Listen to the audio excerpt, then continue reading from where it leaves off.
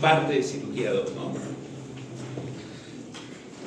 Quien les habla es un médico cirujano, urólogo, que estamos dedicados a la docencia más de 20 años. Nos agrada compartir con nuestros alumnos, con gente joven que nos da vida. Y somos pertenecientes a la Sociedad Peruana de Urología, a la Confederación Americana de Urología, a la Sociedad Internacional de Urología, a la AUA, o sea, la Asociación Americana de Urología y la Asociación Europea de Urología.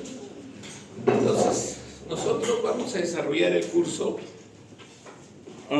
de manera teórica y práctica, con el grupo que nos corresponde.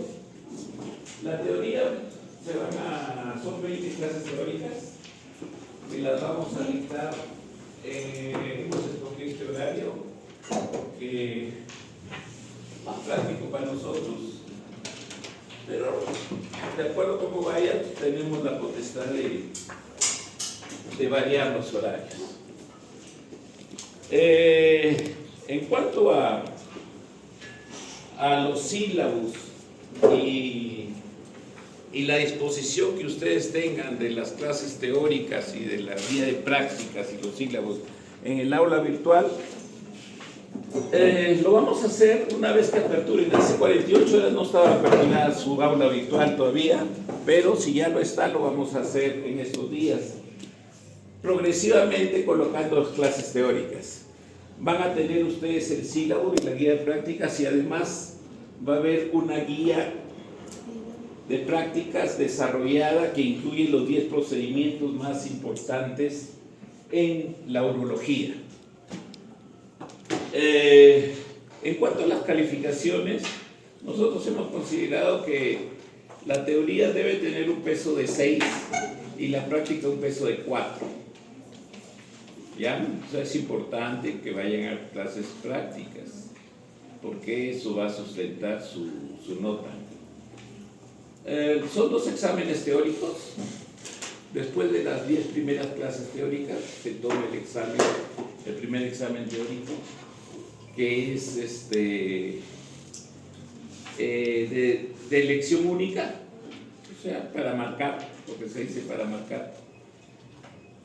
Generalmente hacíamos 20 preguntas, pero pueden ser 10, sería cuestión de ponernos de acuerdo. En cuanto a la práctica, el valor principal es la asistencia a las mismas y la participación dinámica de ustedes en la práctica, ¿no? Sobre todo que lo poco que se ve en las prácticas quede claro, que hagan las preguntas respectivas, porque desgraciadamente no todos van a ver todos los procedimientos urológicos. Les va a tocar algún procedimiento, algo importante en cada clase práctica. Las clases prácticas se desarrollan en los ambientes de hospitalización del Hospital Lorena de Urología, en los ambientes de consulta externa y un poco limitado en sala de operaciones, porque nos están restringiendo el ingreso de alumnos. Nos aceptan hasta 2, pero aún cuando van 2, asisten 2, hacen problemas. Bueno, pero así están todas las cosas, tenemos que acatar nomás las disposiciones de cada hospital. Bien, entonces, eso a manera de información inicial. Cualquier cosa estamos siempre dispuestos a que nos pregunten para aclarar las dudas. Entonces vamos nosotros a desarrollar hoy día la clase que la hemos denominado Introducción a la Urología, Historia y Semiología. Lo primero que tenemos que saber es que la urología es una, no diríamos que es parte de la cirugía, sino es una ciencia y arte propia que se encarga del estudio y tratamiento, diagnóstico y tratamiento de las afecciones de tracto urinario, riñón, tracto urinario, genitales masculinos y por continuidad los masculinos internos y externos y por continuidad la suprarrenal. Entonces ese es por decir, el área que comprende, desarrolla y se desenvuelve esta especialidad. Entonces en la urología van a haber tratamientos médicos y tratamientos quirúrgicos, ¿ya? Para solucionar determinado tipo de daño o enfermedad. Vamos a pasar nuestro primer. Ya, entonces algo nomás muy sintético de lo que es la historia de la urología. Entonces la urología sí es una especialidad bien antigua. O sea que no nace rama de alguna otra especialidad, sino que tiene su nacimiento propio. Es así que desde antes del año 3000 antes de Cristo se sabía que la práctica de la circuncisión se practicó en egipcios. La circuncisión, ustedes saben que es la exéresis o el recorte, entre comillas, del prepucio redundante en el varón. La litiasis vesical es una patología, es una de las patologías más antiguas que se conocen, la litiasis, los cálculos. O sea, el ser humano siempre ha presentado esta alteración. Se han encontrado momias egipcias con litiasis de oxalato de calcio y estrubita. Hipócrates, en su juramento, el juramento que ustedes posteriormente van a hacer, porque sigue el mismo juramento para ser médico, para ya realizar las labores médicas legalmente, ustedes van a hacer un juramento. Y es prácticamente lo mismo que escribió Hipócrates, en lo que se incluye, él aconsejaba no realizar la intervención de la piedra si no era realizada por expertos. ¿Esto qué quiere decir? Que uno no se debe meter algo en que no está preparado. ¿Ya? Hay que ser éticos en eso. Entonces es una parte del juramento, una parte nomás del juramento hipocrático. Si no estás preparado para algo, mejor no lo hagas. El primer litotomiota, o sea, el primero que sacó algún cálculo en la historia, conocido fue Amonios de Alejandría en el año 247 a.C. Galeno, ya después de Cristo, en el año 129, perfecciona los conocimientos anatómicos y describe ya la técnica de litotomía, o sea, aperturar la vejiga para sacar una piedra, un cálculo. Civial, ya posteriormente, ya esto en el siglo XIX, Civial y Bigelow en el siglo XIX describieron la técnica de litopalaxia. ¿Qué es esto, litopalaxia? Sacar el cálculo con algún instrumento traccionado.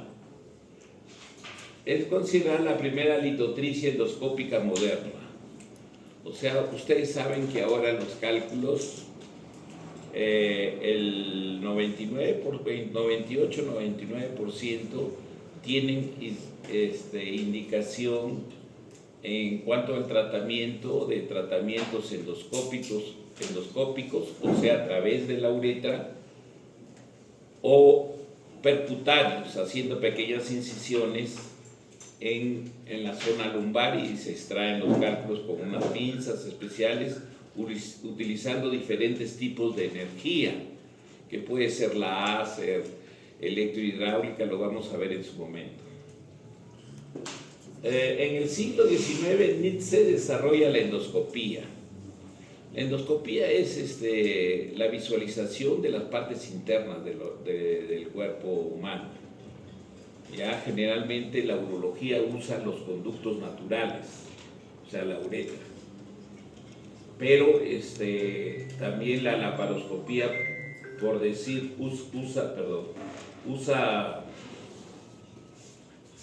usa técnicas endoscópicas usando el laparoscopio para ver otro tipo de cavidades haciendo pequeñas incisiones.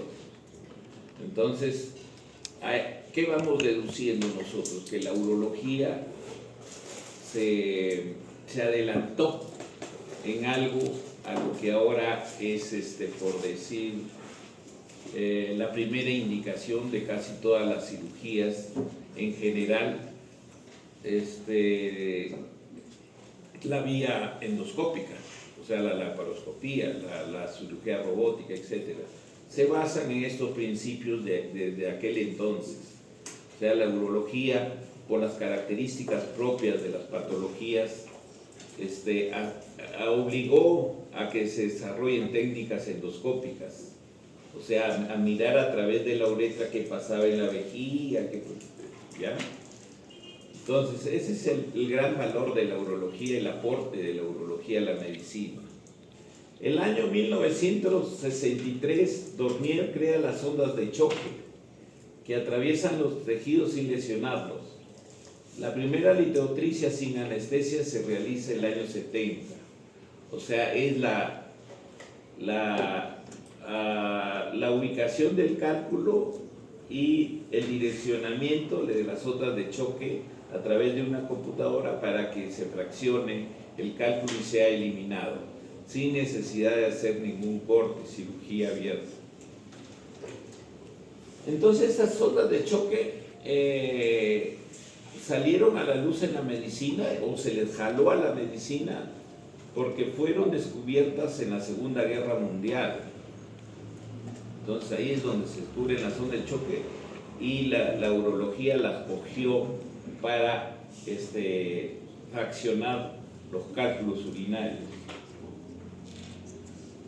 También en cuanto a la historia de la urología tenemos las enfermedades venéreas, o sea, las enfermedades venéreas como la gonorrea y sífilis pues han existido casi siempre, yo diría siempre han existido, ¿no?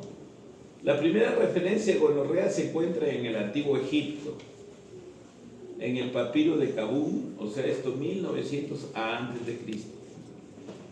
La gonorrea deriva del latín gonorreae y del griego, que significa esperma que fluye. Antes se creía que era la salida inconsciente de secreción espermática, ¿no? De semen. Eso se creía. El vocablo blenorragia deriva del griego y significa mucosidad que brota. La sífilis aparece en Europa a fines del siglo XV. Por 400 años se creía que la gonorrea y la sífilis eran una misma enfermedad, porque generalmente, esto hay que tener presente, la persona que adquiere una enfermedad en una relación sexual no adquiere una, no hay selectividad, pueden haber varias juntas, ¿ya? Entonces, pero acá se pensaba que era una misma cosa. El año 1879, Neisser descubre el gonococo, o sea, ya el microorganismo causante de la enfermedad. La sífilis fue llevada a Europa en el año 1493 por los marinos de Cristóbal Colón y lo llevaron desde Haití. O sea, invadieron Europa y fue una epidemia terrible, todo el mundo tenía casi. En el año 1905, en Berlín, Sudin descubre el treponema pálido, que es el causante, el agente etiológico de la sífilis. El año 1943, Alexander Fleming descubre la penicilina, o sea, el primer antibiótico que se descubrió. Antiguamente solo existía como antimicrobiano, existía las sulfas para todo el mundo, pero después penicilina para todo el mundo. Claro que nosotros se descubrió en el 43 y nosotros la empezamos a usar en nuestro país en forma sistemática después de 10, 15 años recién. Nosotros siempre vamos un poquito a la saga.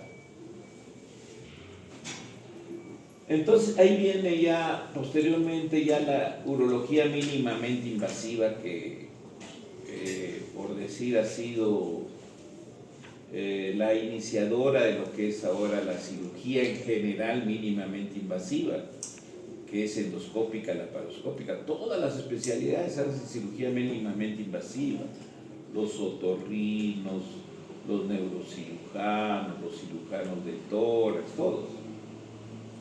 Entonces, Maximilian C. en el año 1879 presenta en Viena el cistoscopio. El cistoscopio es el punto de partida de todo lo que es endoscopía. O sea, es el aparatito que visualiza en tiempo real y en forma real las imágenes que están en una cavidad. Nosotros, claro, los urólogos lo utilizamos para ver la vejiga, que es lo que le preocupaba al urólogo. Pero esto se volcó y se ve todo lo que quieres ver. Entonces, hasta los otorrinos, los nervios, el corazón, todo hay cirugía endoscópica.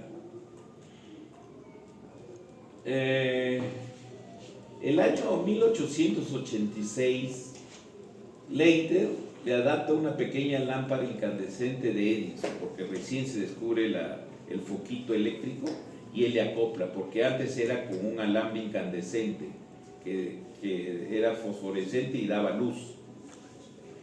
El año 1897, Joaquín Albarrán introduce su célebre uña.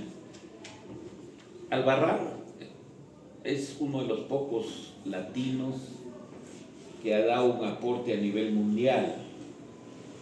Entonces, su aporte fue una uña de Albarrán que sirve en el cistoscopio para direccionar la colocación de los catéteres ureterales.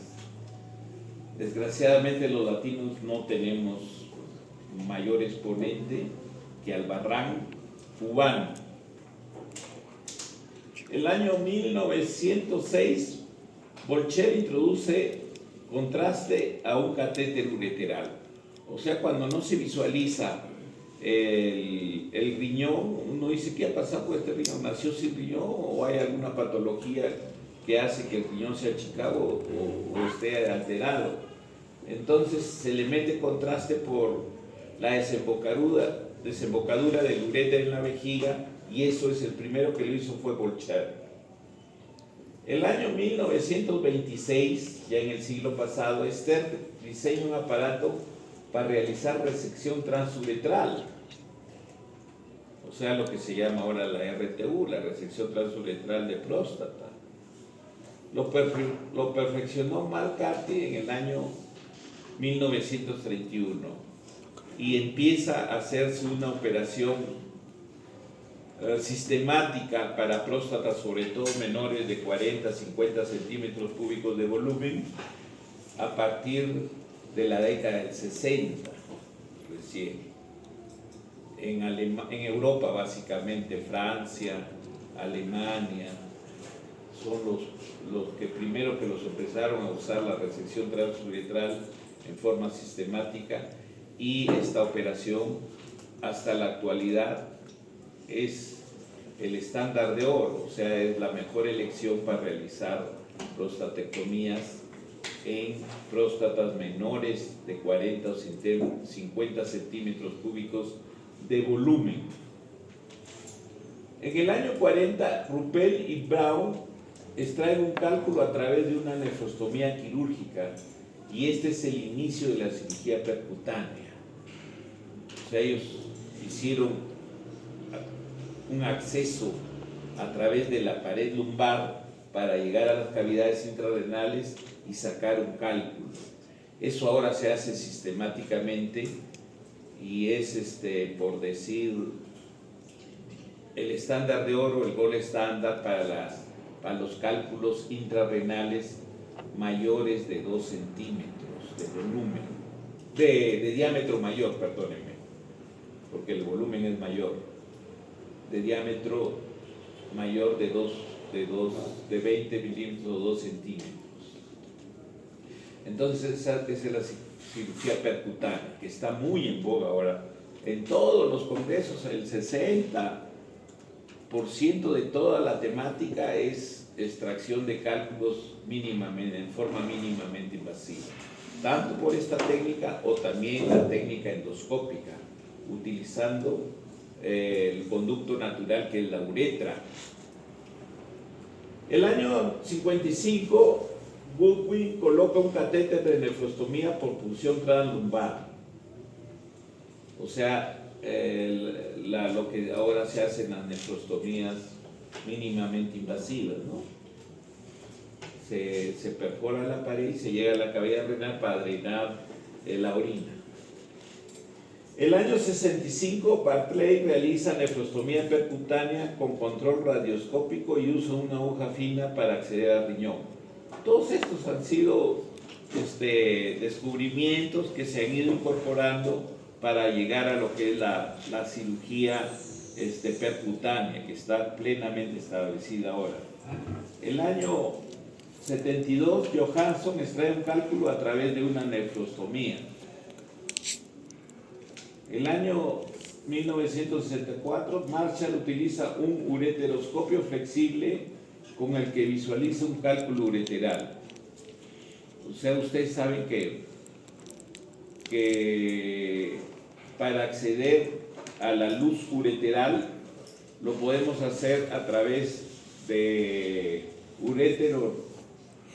ureterorenoscopio, le llamamos en sí, porque se puede ver hasta las cavidades intrarrenales. Inicialmente se usaban los rígidos, había que hacer dilataciones y son hasta cierto punto un poco traumáticos. Entonces, ahora se ha estandarizado más el uso del flexible porque es menos traumático, y con el avance de la tecnología, a pesar que tiene un calibre pequeño, un calibre que no va más allá de 9, 10 milímetros de diámetro externo, pero con el avance de la tecnología la imagen que te da es perfecta y los elementos de trabajo son fuertes, sólidos, como jalar cálculos o meter nuestras sondas para meter energía y fraccionar el cálculo y después que lo elimine el mismo, o si no nosotros con pinzas especiales lo traccionamos. El año 70, Takayasu crea el pielo ureteroscopio flexible de fibra óptica. Miren, el año 70. El año 79, Pérez Castro crea el ureterorenoscopio rígido que se usó en el tratamiento de la litiasis ureteral. El año 79. El 81, Alken desarrolló el nefroscopio junto con la dilatación coaxial del trayecto. ¿Qué quiere decir eso? Que primero se punza en la zona lumbar buscando una cavidad intrarrenal, se obtiene orina, se pasa una guía y se empieza a dilatar y después entra el nefroscopio que tiene un calibre más o menos, el nefroscopio estándar tiene un calibre de 10 milímetros de diámetro externo. Entonces es bastante grueso, sí, pues, tiene que entrar y por ahí se trabaja y se extraen los cálculos, o cuando son muy grandes, porque hay veces hay cálculos lo que llamamos coraliformes, que se impactan en todas las cavidades intrarrenal y dan un aspecto de los cuernitos así del ciervo, pero es uno solo, entonces hay que fraccionarlo con energía y irlo sacando poco a poco. Entonces esa técnica se inició ahí, ¿no? Imagínense, el año percutáneo, el año 81. El año 77 se utilizan las ondas de choque sistemáticamente ya. La primera se usó, dijimos, en 1970 y fue en España. España fue el primero, que no fue Francia. Normalmente la urología tiene como cuna Francia, pero este procedimiento de la litotripsia extracorpórea, el primer procedimiento a nivel mundial ya bien planificado y realizado con éxito, fue en España. Chusí en el año 82 pone a punto el uso de las ondas de choque para el tratamiento de la litiasis urinaria. Empezó la era de la endurología. Entonces, primero ha sido la endurología y después ha venido el año más o menos 1990, 95, se empieza a utilizar todos estos descubrimientos ya en la cirugía laparoscópica. O sea, para abdomen, para todo, ¿no?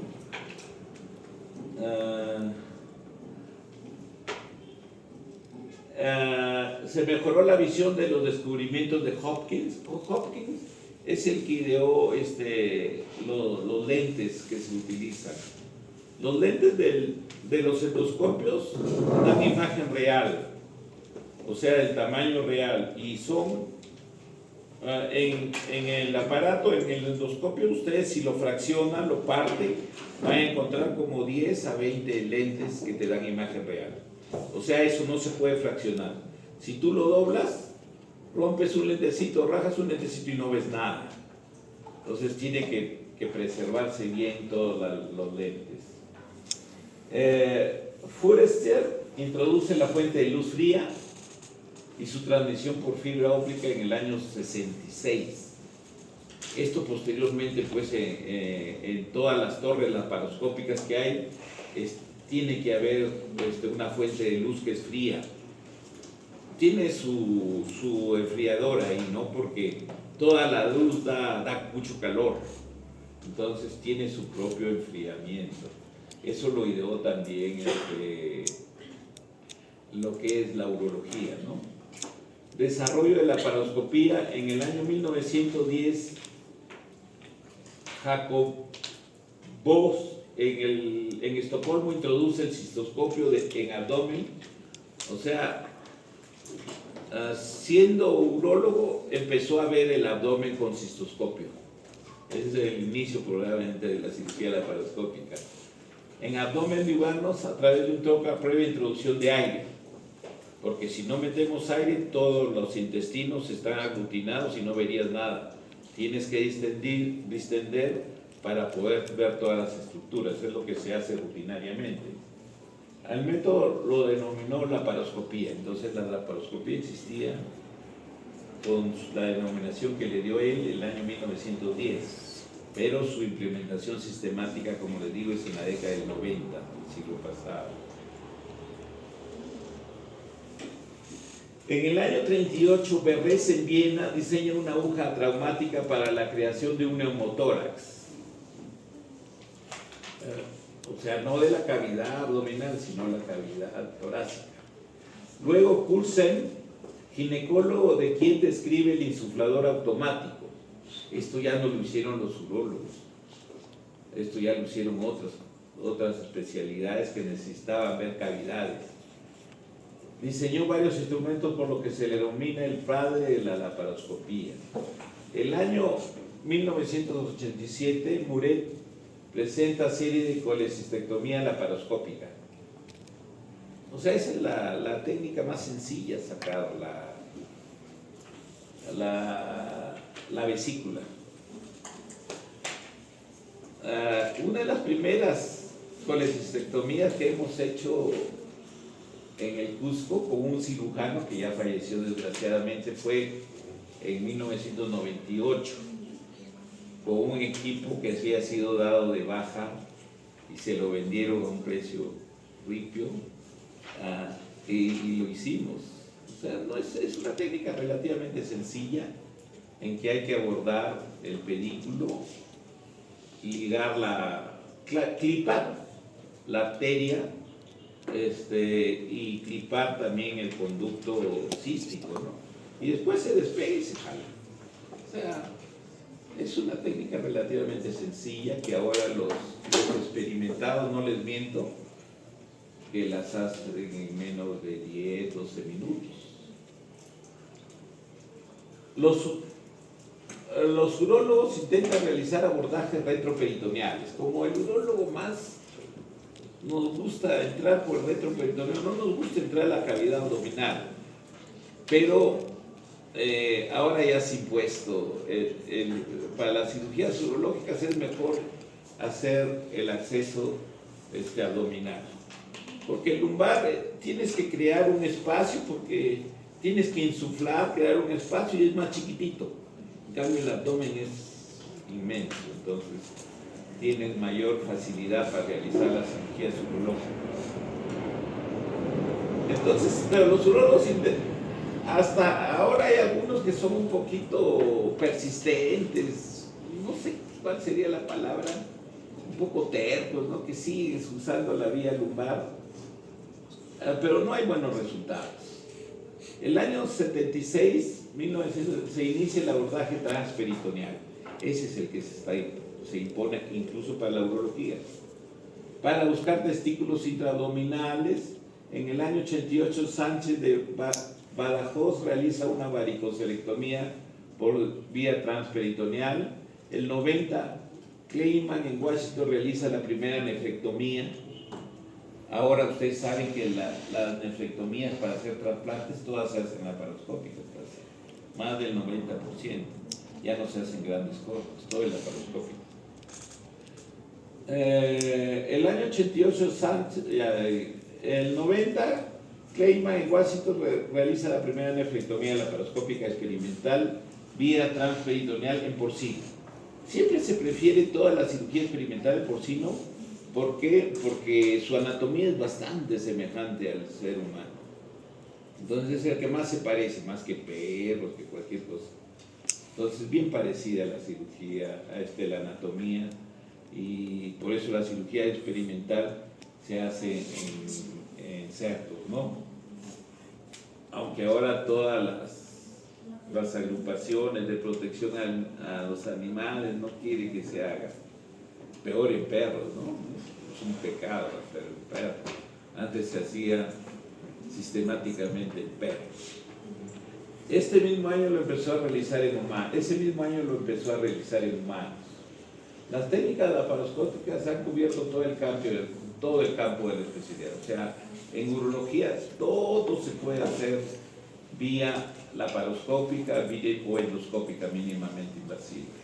Los mayores avances se han dado en cirugía renal, también en la piloplastía desmembrada desde el año 93. En el 94 se realiza la primera nefrectomía en la Universidad de Maryland por Kleiman. Entonces, acá hay un simulador de realidad virtual para cirugía renal laparoscópica. Está nos troca, cómo se deben colocar. La cirugía robótica, el sistema quirúrgico Da Vinci es el único aprobado por la FDA. Ofrece ventajas respecto a la cirugía laparoscópica convencional, tales como una visión tridimensional. La laparoscópica tiene nomás 2 dimensiones. En cambio, la robótica tiene 3 dimensiones.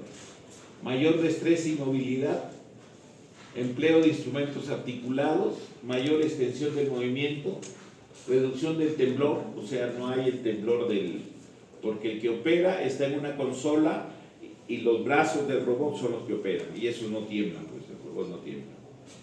Y posición ergonómica para el cirujano, o sea, que una posición muy cómoda, está con su consola y está operando, está ordenando y mandando al robot.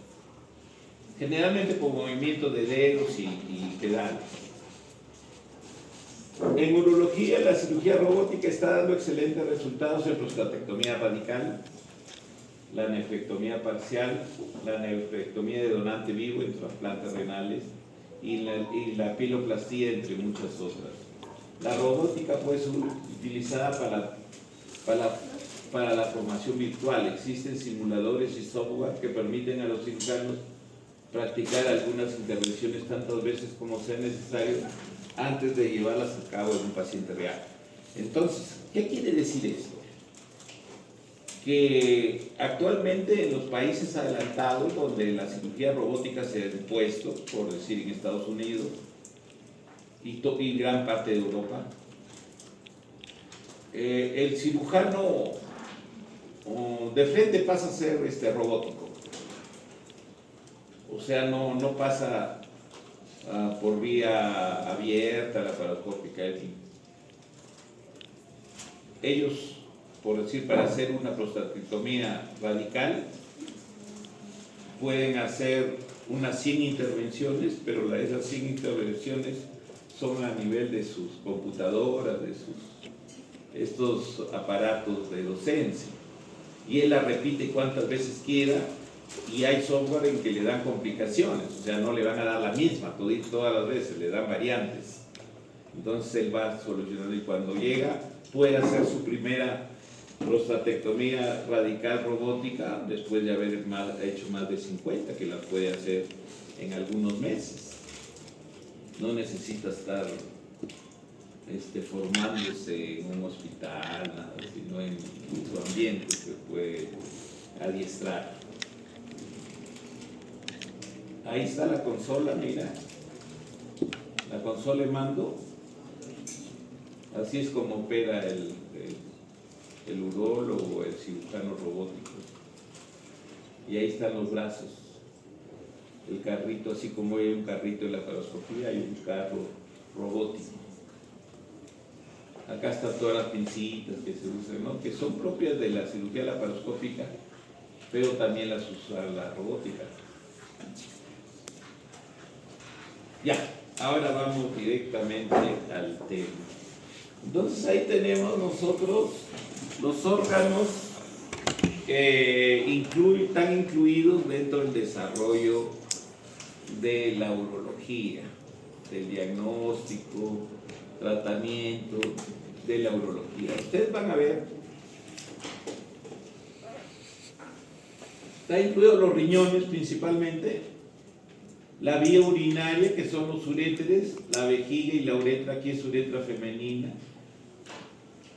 La urología está más direccionada para el varón, pero también la mujer tiene riñones, tiene uréteres, tiene vejiga y tiene uretra, también está incluida porque es parte de esta especialidad.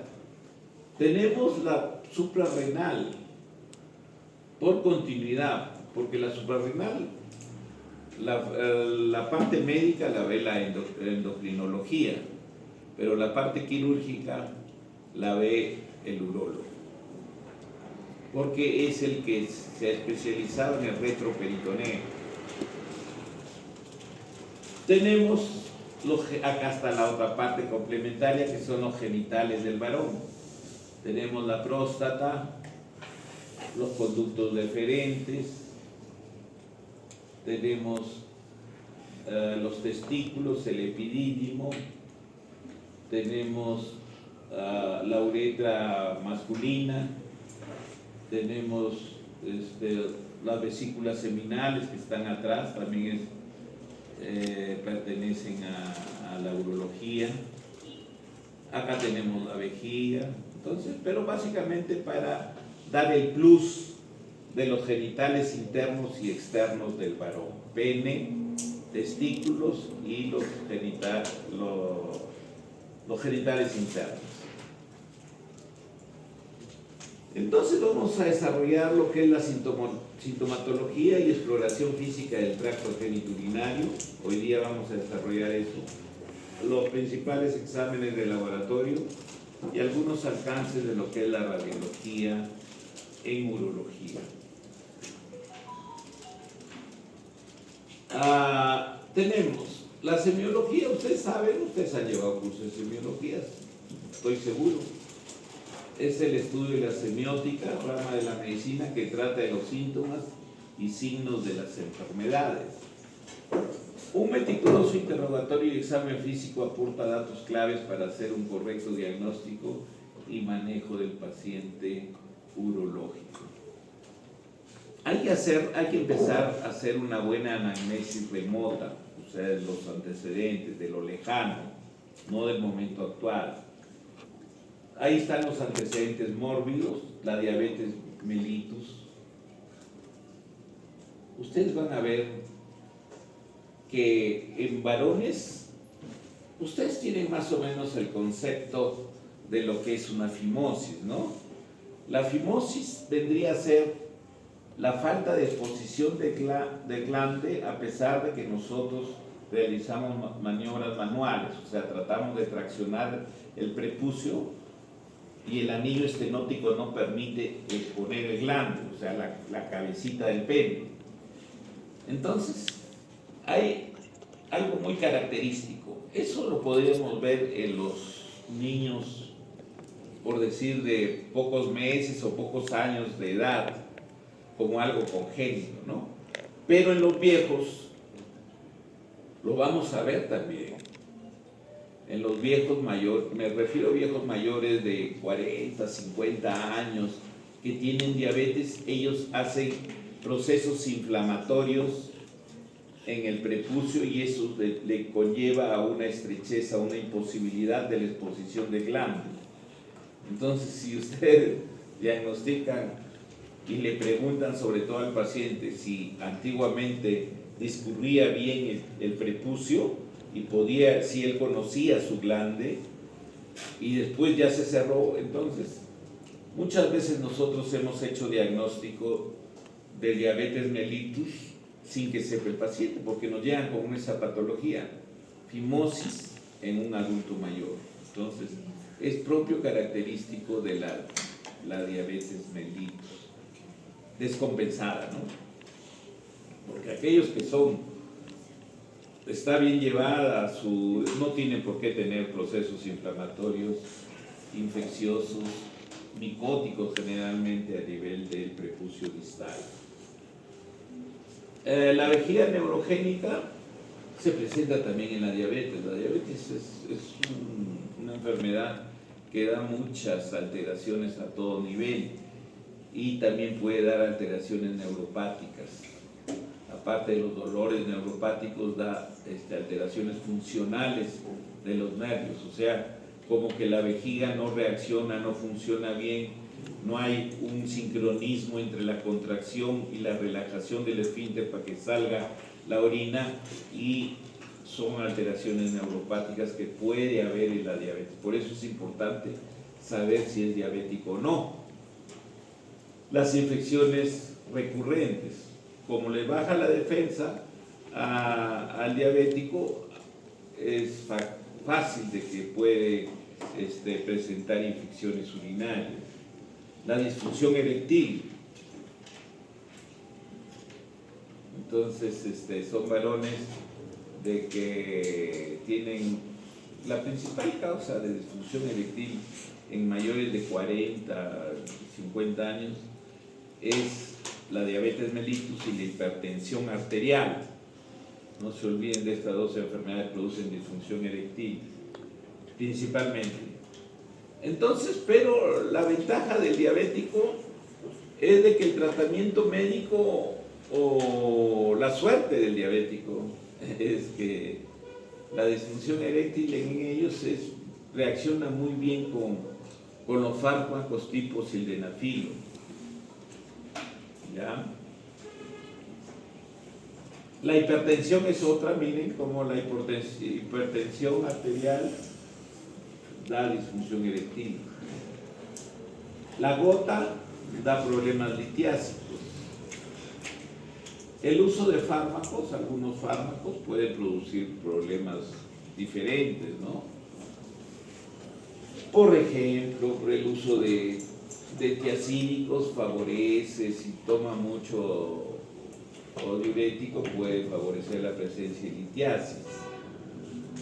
Algún otro tipo de fármacos para ansiolíticos o antidepresivos dan disfunción eréctil, pueden dar. Antecedentes, preguntar sobre antecedentes quirúrgicos. ¿Qué antecedentes tienes? Operado de criptorquidia, operado de qué, de diferentes cosas. Antecedentes personales, infecciones de transmisión sexual, traumatismos y cateterismos uretrovesicales, antecedentes familiares de alguna enfermedad, por ejemplo, si cáncer de próstata u otros, ¿no? Hábitos nocivos, el uso del tabaco está muy relacionado con el cáncer de vejiga y el cáncer de riñón. El alcohol El alcohol, no tanto, pero sí lo consideramos como un problema nocivo por las alteraciones que trae de la función hepática. El consumo de drogas en forma persistente, todo tipo de drogas, cocaína, la marihuana en menor grado, pero también produce alteraciones. Antecedentes ginecológicos en la mujer, ¿no? Sobre todo en los casos de incontinencia urinaria, de esfuerzo. Hay que preguntarle a esa mujer si ha tenido partos, cuántos partos ha tenido vía vaginal, que nos expliquen la alteración anatómica del perineo, ¿no? Que puede condicionar incontinencia urinaria de esfuerzo. El hábito intestinal es muy importante en urología. Está asociado con la cistitis crónica. La cistitis crónica está íntimamente relacionada con el estreñimiento, ¿ya? Y para curar o mejorar el estado de esa paciente, generalmente son mujeres, tenemos que solucionar el problema de evacuación intestinal. Incluso a veces necesitamos reportarlos o hacer interconsultas al gastroenterólogo para que nos solucione ese problema.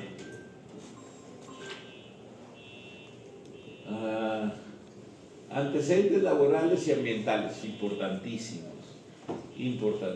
aquellos que están expuestos a radiaciones, a sustancias tóxicas,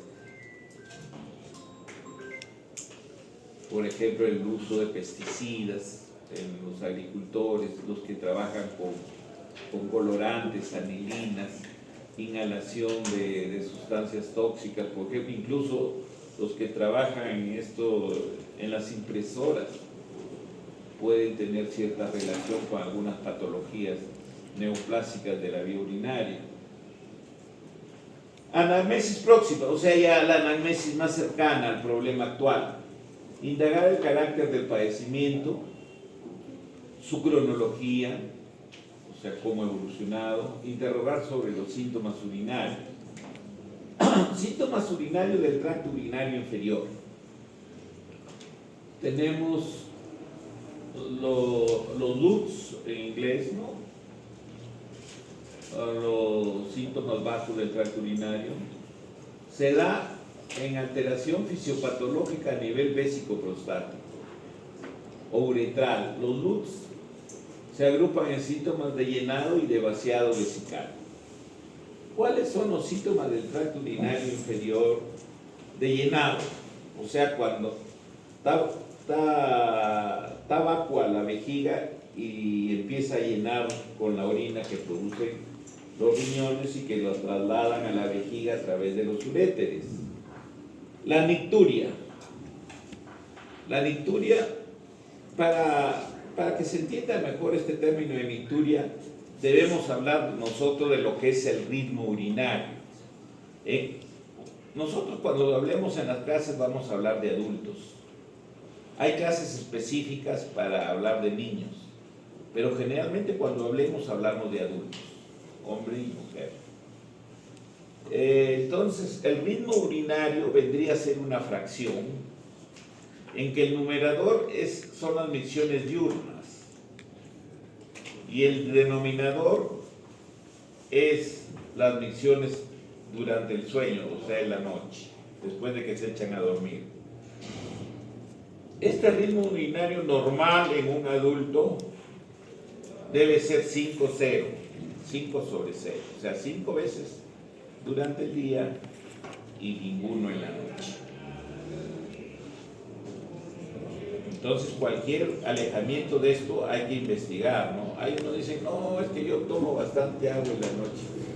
Yo tomo 1 litro de agua, por eso orino 5 veces en la noche. No debe ser así. ¿Ya? Entonces, nicturia es cuando hay 1 o más micciones durante el momento del sueño. El momento del sueño son 8 horas. Debería ser 8 horas. ¿Y por qué no se produce tanta orina en la noche? ¿Por qué? Porque hay una hormona antidiurética que se eleva en la noche y baja la filtración urinaria. ¿Ya? Entonces, esa es nicturia. Preguntarle. Urgencia es cuando hay ganas así un poco imperiosas de querer ir a orinar. Normalmente no debe existir eso. Normalmente lo que existe es un primer impulso, deseo de micción. O sea, me avisa. Cuando está más o menos la vejiga en 150 centímetros cúbicos, la capacidad vesical es 380. Cuando está en 150 ya me da un aviso de me estoy llenando. Pero la persona la inhibe fácilmente. Dice, ya está bien, gracias que me has avisado y sigue haciendo su actividad. Fue el primer aviso. Después ya viene la necesidad imperiosa cuando llega más de 350, 360. Me da algunos avisos seguidos. Hoy tienes que ir a orinar, tienes que ir a orinar. Y si no voy, se me va a venir. Eso es lo normal, lo fisiológico. Pero hay otros que se llama urgencia, en que hay poca cantidad de orina y tengo ganas imperiosas de orinar. Tengo que ir a orinar, porque si no voy rápido, me va a ganar, se me va a escapar la orina. Esa es la urgencia miccional. Es una que han debido poner ahora de los síntomas de la cistitis, ¿no? ¿Cuáles son los síntomas de la cistitis? La disuria, la polacuria, la urgencia y la incontinencia de urgencia. ¿Eso han puesto? Si no han puesto eso, no está tan bien.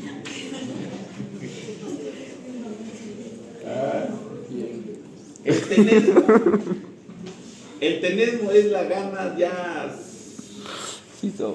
pues persistente de que ya no sale nada de orina. También hay tenesmo rectal. A pesar de que ya no hay orina, sigue la necesidad, el impulso es el querer orinar. Ese se llama tenesmo. Es un grado extremo de la urgencia, ¿no? El tenesmo es más penoso porque ya no hay ni gota y sigues ahí que quieres ir orinando. La incontinencia es la pérdida de orina. Hay una clase de incontinencia, entonces, ¿no? La enuresis. Aquí nosotros hemos puesto enuresis, pero la terminología que exigen las sociedades internacionales es que debemos poner enuresis nocturna. A mí me parece que hay un poco de, no sé, la palabrita castellana, que cuando hay redundancia, cacofonía, no sé cómo. Cuando por gusto dices dos palabras y ya se entiende con una. Entonces, aquí probablemente si ven esta clase de las sociedades internacionales, por favor agreguen nocturna, porque así en algunos convenios, congresos internacionales, se ha decidido que se debe decir enuresis nocturna. A pesar de que la palabra enuresis se entiende. La enuresis, ¿qué es la enuresis? Es la pérdida de orina durante el sueño. Polacuria es cuando son la micción más frecuente durante el día. Ya habíamos dicho que debe ser 5 veces. Si nuestro paciente orina 10, 15 veces, entonces polacuria, ¿no? Los síntomas de vaciado es cuando ya la vejiga está llena o semillena y yo quiero evacuar. Tenemos la disminución y fuerza y calibre del chorro. O sea que el varón, sobre todo la disminución del chorro urinario, empieza, el crecimiento de la próstata empezará entre los 42 y 43 años. El crecimiento es bien lento. Es de aproximadamente 1 a 2 centímetros cúbicos de volumen por año. Entonces empieza a crecer y ya le da sus primeros síntomas a este varón que le está creciendo la próstata a los 47, 48 años. él nota que dice, pucha, ya, ¿qué pasa con mi tracto urinario? Dice, ¿qué pasa con mi pene? Ya estoy más delgadito, estoy orinando. Es por el problema obstructivo de la próstata. Entonces, si él nota, lo narra. Noto de que mi chorro es más delgado, no sale grueso como antes, ya no avanza. La latencia. ¿Qué es la latencia? Normalmente cuando el sistema nervioso ordena que haya micción, debe ser en milésimas de segundo. O sea, le ordena y ya está saliendo. Pero ¿qué pasa? En la latencia ordena y va al baño, ¿no? Eso se ve en el estadio, ¿no? Y hay unos que no arrancan ahí a orinar. Esa se llama latencia, o sea, es el tiempo prolongado para el inicio de la micción. Llamada también vacilación. Llamada también, hay otro término, excitación, con H y con S. No excitación, sino excitación. Disuria es la dificultad, la molestia cuando sale la orina. Puede ser de esfuerzo o dolorosa, hay veces es dolorosa.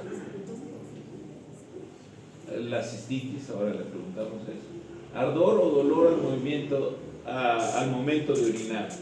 El goteo terminal. Cuando hay problemas obstructivos suele suceder eso, ¿no? De que acaba, queda un rato, incluso sacude el pene así.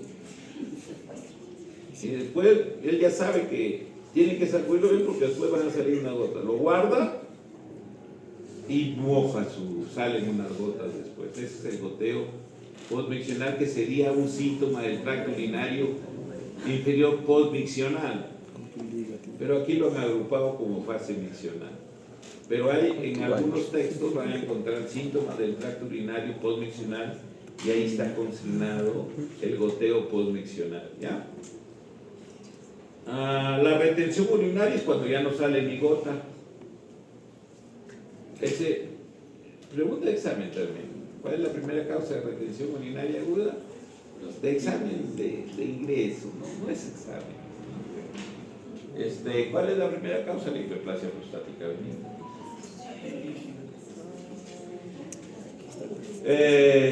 La interrupción súbita del chorro miccional asociada a la litasis vesical y se aplica cuando ésta se enclava en el cuello de la vejiga. Entonces hoy día hemos sacado un cálculo grande, no sé si alguno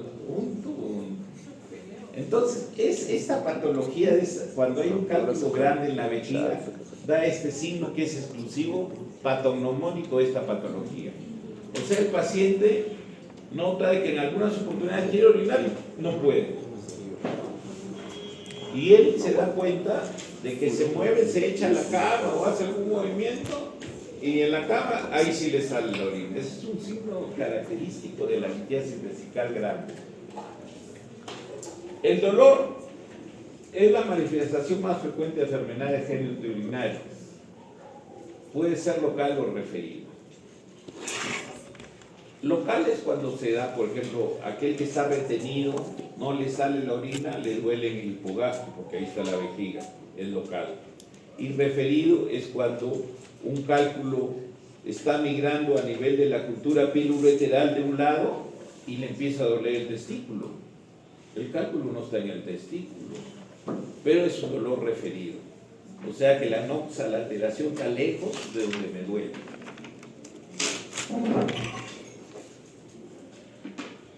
Cólico renal es un dolor muy intenso, causa mucha agitación y la característica del cólico renal es de que no tiene posición antálgica.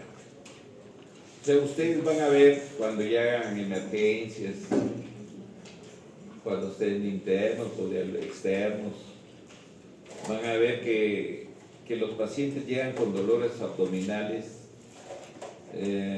con posiciones antálgicas típicas.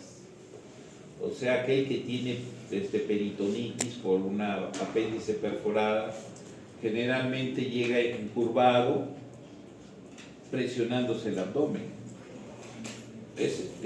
O sea, llega el paciente así, da pasitos, pasitos y se va acercando a la anamnesis.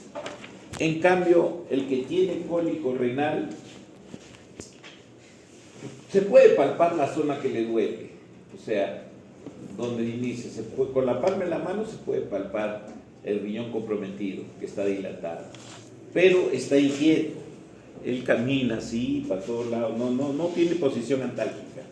Es una de las características del cólico renal.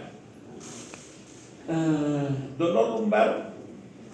El dolor lumbar se localiza en el ángulo costovertebral justo por debajo de la 12ª costilla. Generalmente es cuando se distiende el riñón. Las causas de dolor lumbar son dos. Cuando se obstruye la vía urinaria, el uréter, y me produce distensión del riñón, de las cavidades interrenales, me duele. Y el otro es cuando hay una infección del parénquima renal, que es la pielonefritis. Hay múltiples focos sépticos y eso lo hincha y duele. Son las dos causas de dolor lumbar.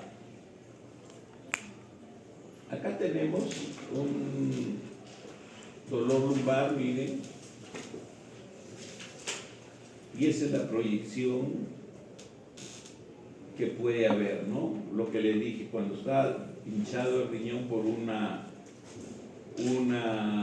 cálculo que puede estar en el uréter proximal, me va a dar un dolor referido al testículo, en el caso sea hombre, y si es mujer, al labio mayor, ipsilateral, del mismo lado. Acá, en el cólico nefrítico, así se coloca su manito. Llega así.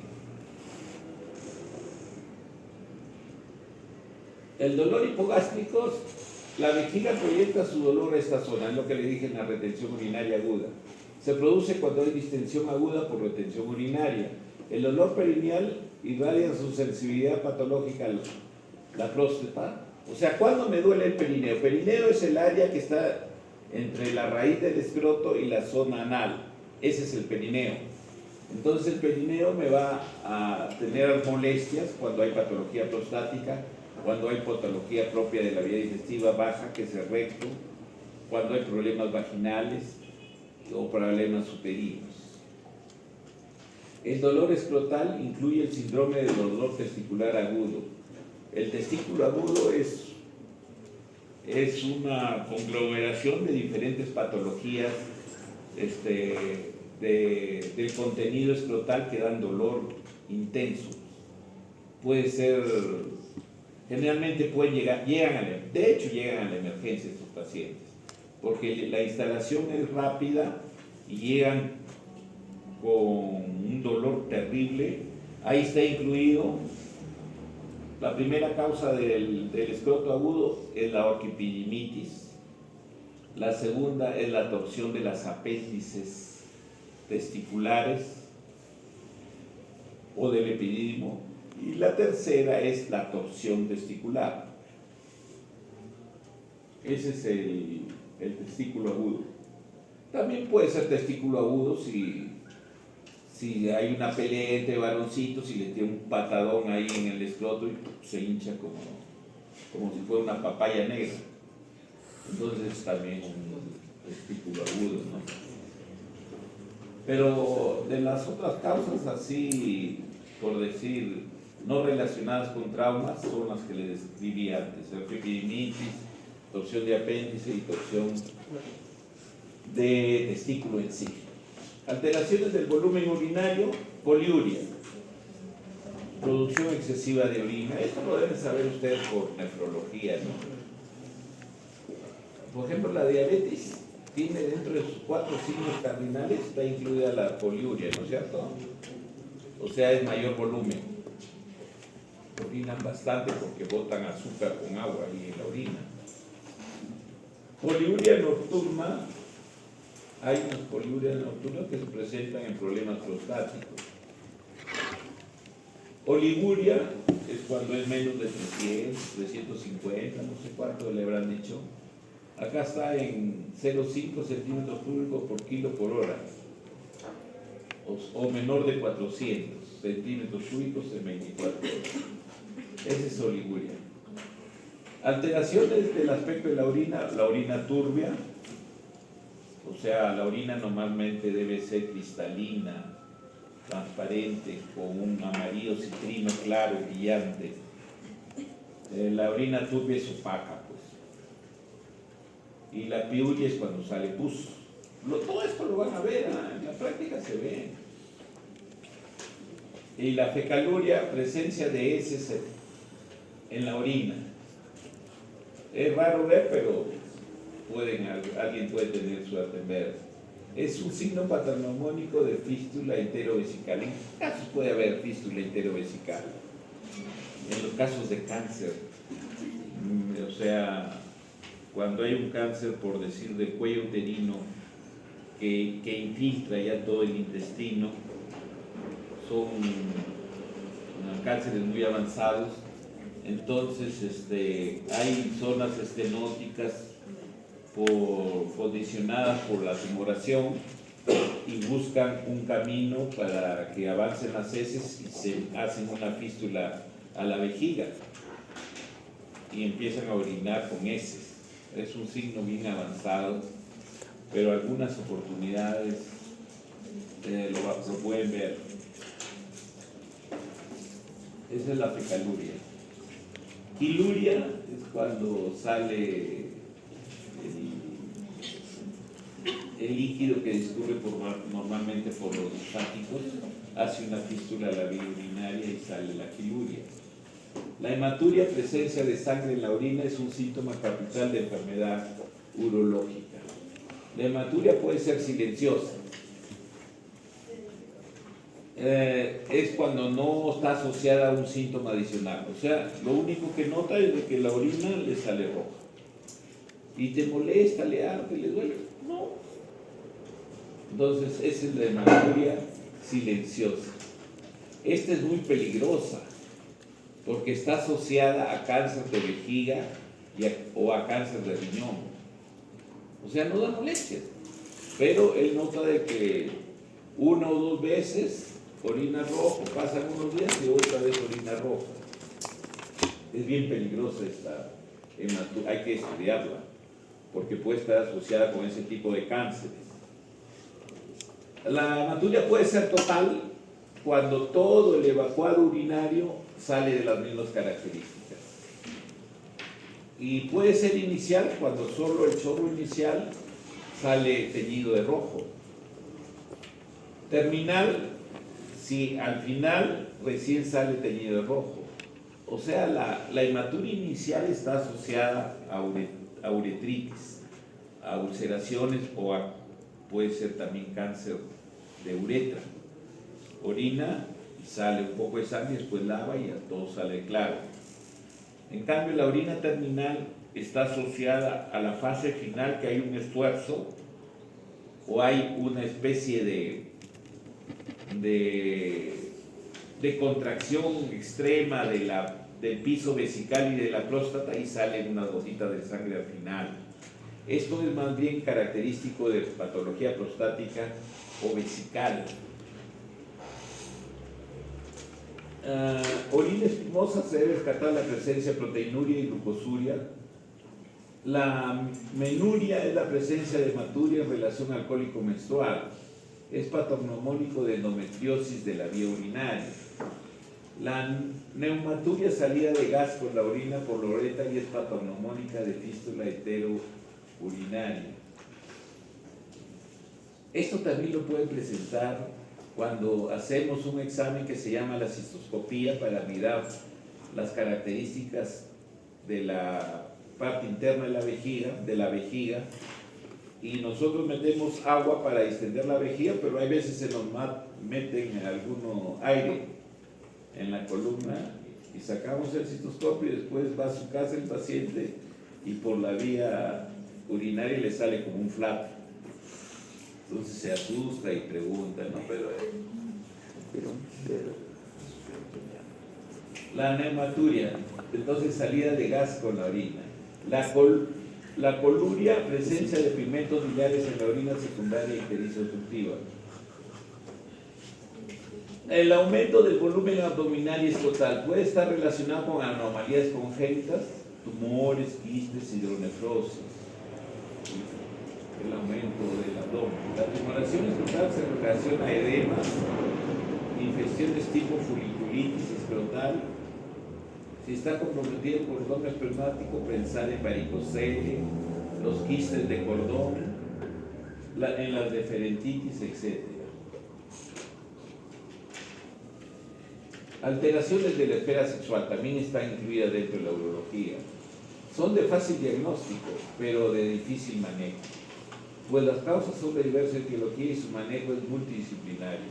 O sea, tienes que pedir consulta al cardiólogo, al endocrinólogo, sobre todo al psiquiatra. O sea, el psiquiatra tiene que ayudarnos mucho.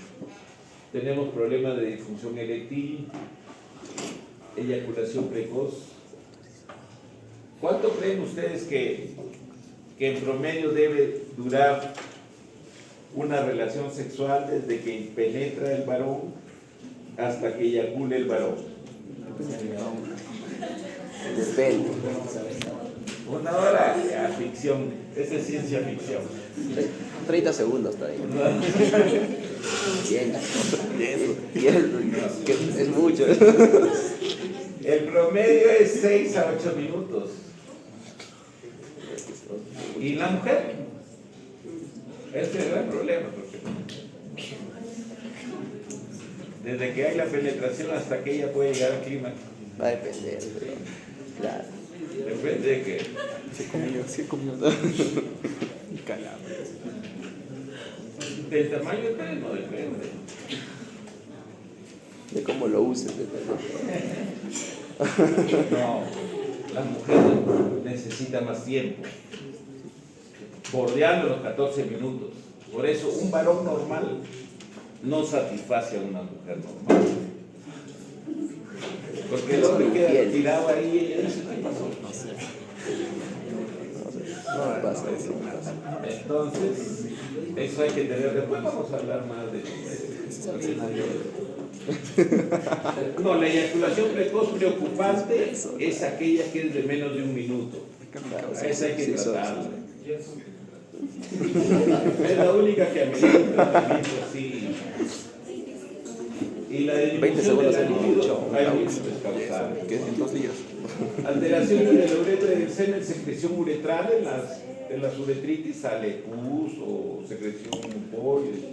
La uretrorragia, cuando hay una lesión parcial o total de la uretra.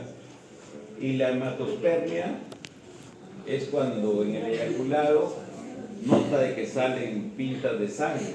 Esto asusta mucho, pero no es peligroso. Lo único que hay que hacer es reposo, un par de semanas y nada más. Reposo en actividad sexual, no de que duerma.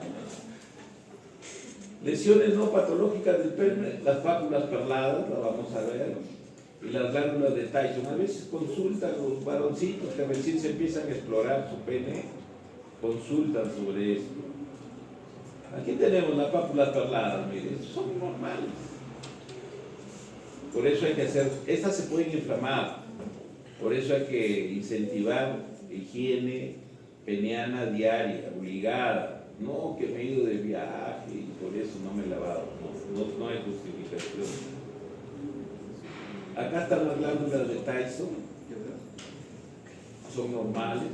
Asustan ahora porque parecen verrugas, ¿no? Pero no son. Ahí están las glándulas de Tyson, que generalmente son 4. El examen físico. Encuentran los signos de las patologías, hallazgos objetivos, se hace en ambiente privado. Debe incluir siempre las regiones inguino-escrotales, de cúbito supino y el ángulo, y en algunos casos de pie. En el examen físico, en sociedades, por decir, del primer mundo, el urólogo no puede examinar a un paciente, sea hombre o mujer, solo. Tiene que haber un asistente técnico que idealmente sea del sexo del que a quien estás examinando. Y se ha llegado a tal extremo que en Estados Unidos Para poder practicar el examen digital rectal tienes que tener un consentimiento informado, autorización del paciente. A esos grados está llegando, por eso, porque todo hace juicio y ganan, pueden ganar los pacientes. Entonces hay que tener mucho cuidado. Examinar niños siempre con la madre o el padre presente. Bien, examen físico renal, los riñones entregan información habitualmente cuando los procesos patológicos se encuentran muy avanzados. Eso es verdad. No hay signos precoces de patología renal. Un cáncer va creciendo a través de los meses, años, y ni duele ni da molestia. Ya cuando está en maturia ya es muy grandazo y nunca lo hemos palpado. La palpación de riñón es difícil, no es de fácil acceso. Se realiza en decúbito supino bimanual y puede ser útil la maniobra de Guyon. La vamos a ver en un esquema. O sea, es el peloteo renal. Hacer puño percusión lumbar para ver si hay dilatación de los sistemas colectores. La auscultación sirve para buscar soplo en la estenosis de la arteria renal. En pacientes hipertensos quizás se justifica hacer. Examen físico vesical, normalmente la vejiga, si no está llena no se palpa. La vejiga se empieza a palpar cuando está a más de 150 centímetros cúbicos de volumen. Antes no la palpa. No se percute tampoco. En la retención urinaria aguda da el globo vesical. Esa terminología la van a escuchar a cada rato en urología. El globo vesical es sinónimo de retención urinaria, tanto aguda o crónica. Y el globo debe ser mate, porque hay veces también está lleno de gases y uno dice, uy, ¿qué tal globo vesical? Y es puro gas. Entonces hay que percutir. Si es mate, es globo vesical. Y si es timpánico, es gases. Ahí está la maniobra de Guyon, bimanual. Ahí está la percusión. La exploración renal, o sea, ahí se pelotea, empuja de la parte de abajo con la mano que se empuja y se hace inspirar al paciente y la otra mano puede percibir alguna tumoración en algunos casos, cuando está aumentado el volumen.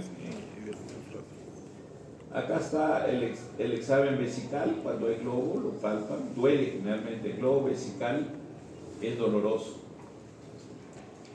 Examen físico de los genitales externos masculinos. Si es niño o adolescente debe estar presente alguno de los padres o el tutor. La inspección puede diagnosticar pene oculto, visualizar cotilomas, lesiones neoplásicas. La palpación incluye la retracción del prepucio. Obligatoriamente hay que retraer el prepucio. Visualizar el meato uretral. El meato uretral normalmente mide 9 milímetros en un varón adulto. En la mujer igualmente, 9 a 10 milímetros. El meato uretral, o sea, externo. Palpar y exprimir la uretra en busca de secreción uretral. O sea, hay que ordeñar, entre comillas, la uretra para ver si sale secreción. Palpar el cuerpo esponjoso y cavernoso. Descartar el edema escrotal que suele ser secundario a enfermedades sistémicas. O sea, el edema escrotal no es patología urológica, es más nefrológica.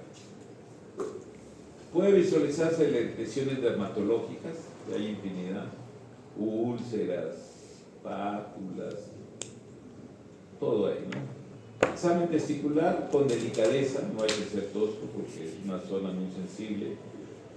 Utilizar los dedos de ambas manos, practicar la transiluminación escrotal con un foco en la parte posterior y ver cómo se transduce la luz.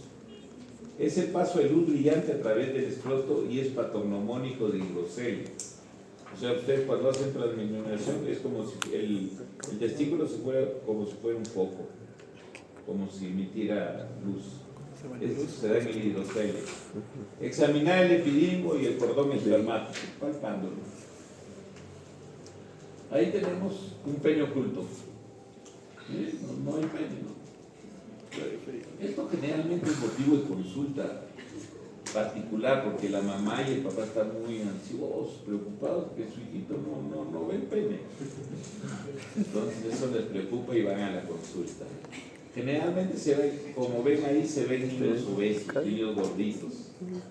Generalmente en este niño gordito, pues, el panículo adiposo puede ser de 3 centímetros. O sea, no es que no hay pene, sino que el tronquito de su pene, como es chico, no está oculto por la grasa. Hay que tranquilizar y decirle que no le dé mucho, pues, comida chatarra, porque les gusta a los niñitos eso, pollo bróster, pura grasa, pata frita, les encanta. Y acá vemos como fibrosos genitales. Es la rayita que está diciendo, ¿no? El papiloma virus. Eso es grande. Ahí tenemos. Aquí hay lesiones neoplásicas ya. Ustedes saben que el cáncer de pene se da exclusivamente por mala higiene. Hay que promover la higiene en nuestros niños. Entonces, solo se ve en países como nosotros. Nosotros somos baluartes en cáncer de pene. Al menos el Cusco, llegan 3, 4 cánceres de pene al año. Que es, en Europa ya no ven esto, nomás lo ven en libros así, o en internet cuando le mandan uno, ven, si no, no ven. ¿Por qué? Porque incentivan bastante la higiene. Y también el tratamiento de la fimosis. Hay un principio básico: fimosis diagnosticada igual fimosis operada. ¿Ya? Así sea el niño de 1 mes.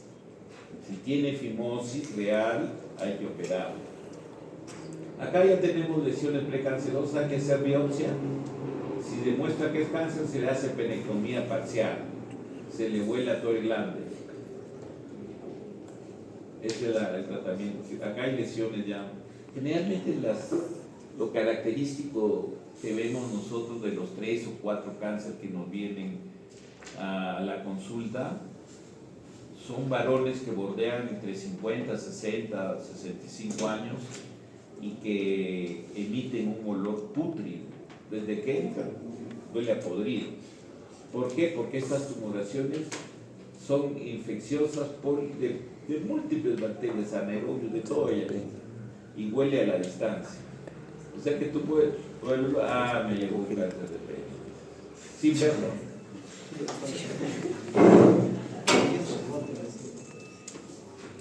Acá tenemos ya, esa es la fimosis, miren. La fimosis es la incapacidad de exponer el glande, así realicemos maniobras manuales, no tan forzado, que no le vas a arrancar el prepucio, que no bajas. Y si no puedes, ya, eso es fimosis. Entonces ahí está la fimosis. Y al otro lado vemos la balanosostitis. Hay que limpiar porque ahí está el esmegma. Mire, el esmegma es sinónimo de falta de higiene. O sea, cuando vean el esmegma, oye, tienes que lavar. Ya, el esmegma, ¿qué es? ¿Quién produce el esmegma? No hay glándula que produzca el esmegma. El esmegma son células muertas, producto de la descamación. No hay glándula que la glándula de Tyson que se reproduce, es falso. Es falta de higiene porque ustedes saben que nuestra piel está en constante descamación. Ahí como está capturado por el prepucio, no se descaman, se humedecen y forman esa estructura así como cebo.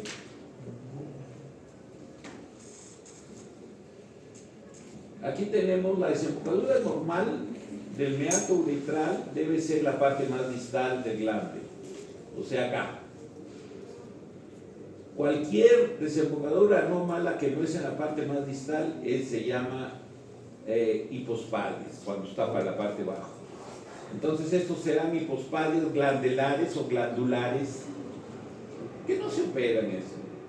No se operan, salió con esa fallita, ¿qué se va a hacer? Acá ya está subcoronal. Corona le llamamos al borde coronal del glande. Esa es la corona. Subcoronal cuando está bajito.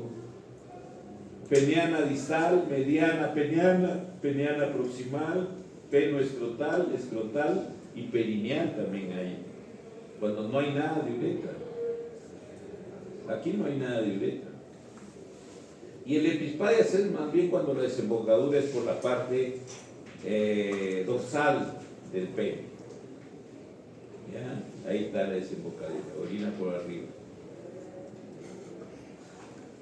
Más frecuente, mucho más frecuente es el hipospadias que el epispadias. Mucho, largamente más frecuente. Acá tenemos el herpes genital. Miren, el herpes genital no es peligroso, pero es muy molestoso. Deprime al varón, y a la esposa también la deprime, que dicen, ya empieza a pensar en otro compañero. Y dice, este me va a contagiar. Acá tenemos la uretritis gonocócica, sale con secreción así espesa, amarillenta. Acá tenemos el chancro primario, sifilítico. Acá tenemos el linfogranuloma venéreo. Este es espectacular, pero cura bien. Tenemos el molusco contagioso. Miren, la característica son así, formaciones semiesféricas, pero tienen un ombliguito en la parte central. Es un virus también esto. Lo bueno es que se autolimita.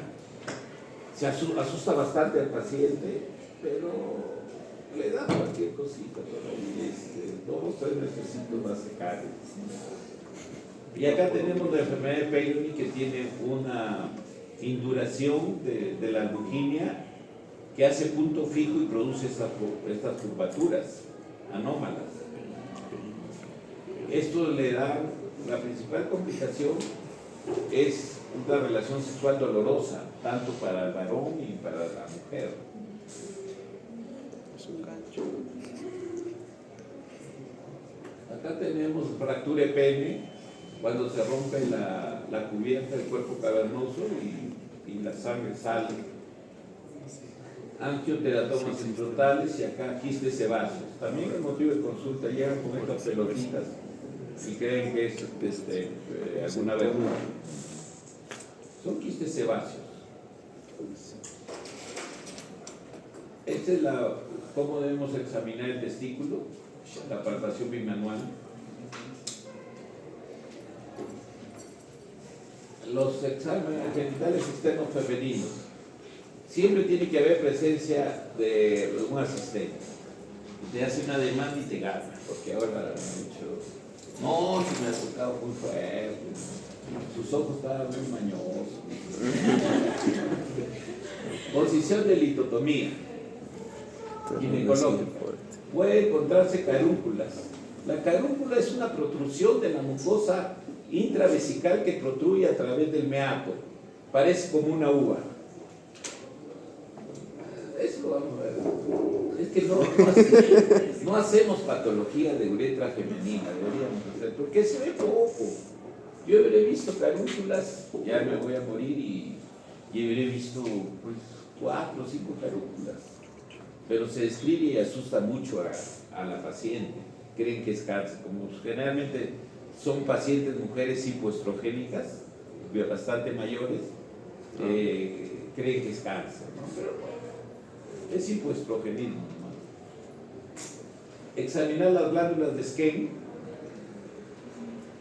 Las glándulas de Skene sirven para lubricar la vagina. Y las de Bartolino también. No, perdón, las de Skene son parauretrales. Y las de Bartolino son para la vagina. Están a las horas 4 y 8 más o menos.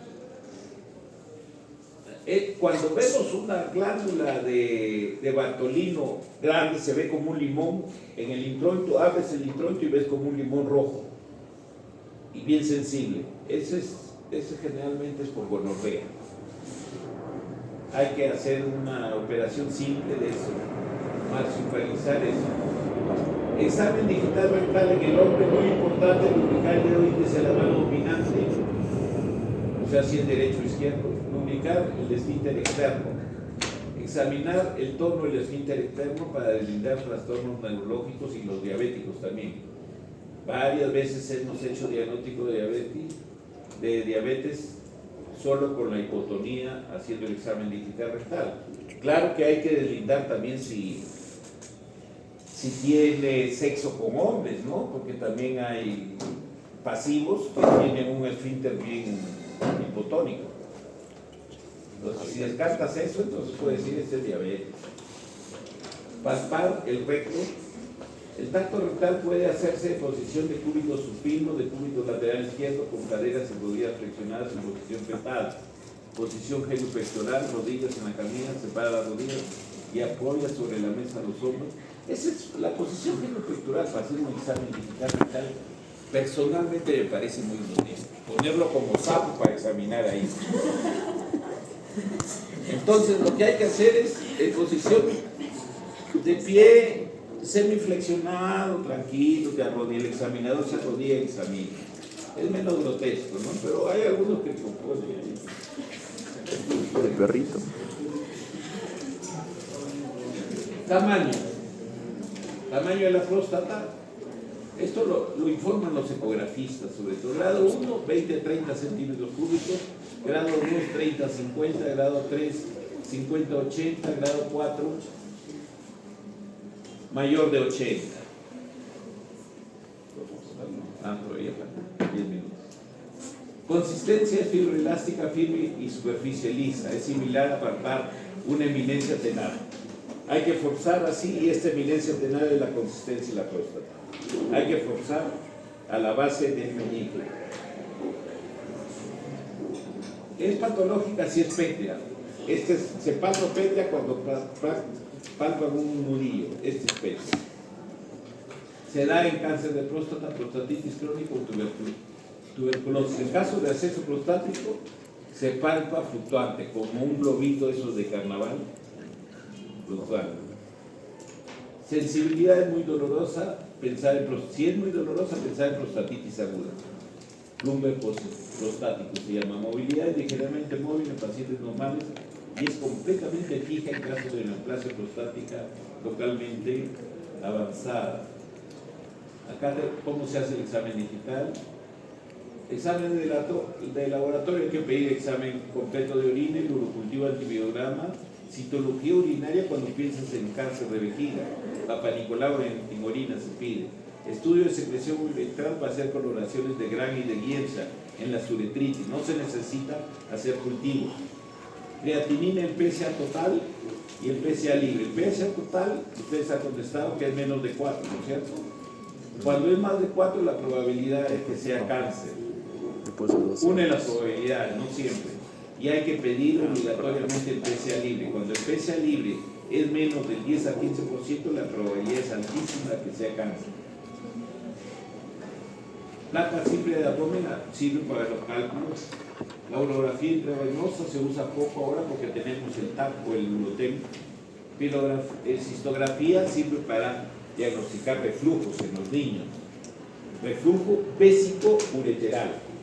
Llenamos a presión la vejiga y no debe subir la columna por el uréter, porque hay un sistema antirreflujo.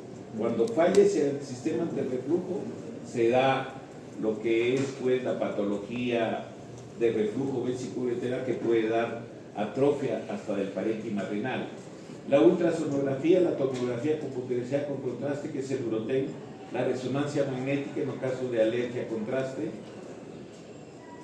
el PET-CT para problemas neoplásicos, para tener la certeza que es un cáncer, utilización de radionúcleos y el cintigrama óseo para ver metástasis en huesos, la gammagrafía ósea. Acá tenemos una urografía excretoria normal, acá tenemos también normal urografía, acá tenemos uretrocitografías normal en el varón y en la mujer. Acá sí hay una estrechez, ven, grosera, es una estrechez uretral a nivel de la uretra vulvar. Acá se usan a veces catéteres para inyectar contraste y dibujar las cavidades suprarrenales. Se hinchan y se ve que están normales. Acá la ecografía, así se ve un riñón normal. Acá ya tenemos formaciones quísticas, que esto se ven formaciones bien constituidas, anecoicas, con contenido anecoico. Acá tenemos tumores de la pared vesical que se pueden ver por ultrasonografía. Miren, normalmente debe ser bordes lisos y aquí se ven tumores probablemente relacionadas al cáncer. Acá tenemos cómo se ve un tumor en la urografía excretoria comparativamente con una ecografía. Cómo se mide la próstata, 3 diámetros y te da el volumen. Acá, este es un corte sagital, entonces se ve un crecimiento intravesical que se llama IPI, que ya le vamos a explicar posteriormente. Acá tenemos usando el traductor rectal, en algunos casos, para ver precisión de imágenes. Esa es la posición para, ahí está el traductor rectal. Está haciendo una ecografía transrectal. Acá tenemos la ecografía del testículo. Así se ve el testículo normalmente. Acá tenemos ya cortes para ver parénquima renal. Se ve hidronefrosis acá. Acá se ve una tumoración. Puede ser un ganglio metastásico. Acá se ve una formación aparentemente quística. Acá este es hidronefrosis. Este es dilatación del sistema colector, es diferente. Acá ya se ven tumores, probablemente tumorales o traumáticos. La resonancia magnética, el PET-CT para cánceres, la gammagrafía ósea, mide también grado de función renal. En algunos casos que queremos sacar el riñón, cuando la concentración o la probabilidad del informe nos dice menos de 20% de funcionabilidad, es mejor sacar el riñón. Ahí se ve visualización radioisotópica en la gammagrafía. Acá para ver metástasis. El cáncer de próstata da metástasis principalmente a hueso, por eso hay que pedir gammagrafía ósea para ver. Muchas gracias.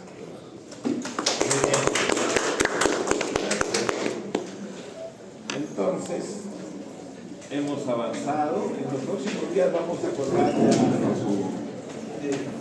en su aula virtual lo que estamos, lo que les dije, lo que prometí y lo que estoy obligado a hacer, ¿ya?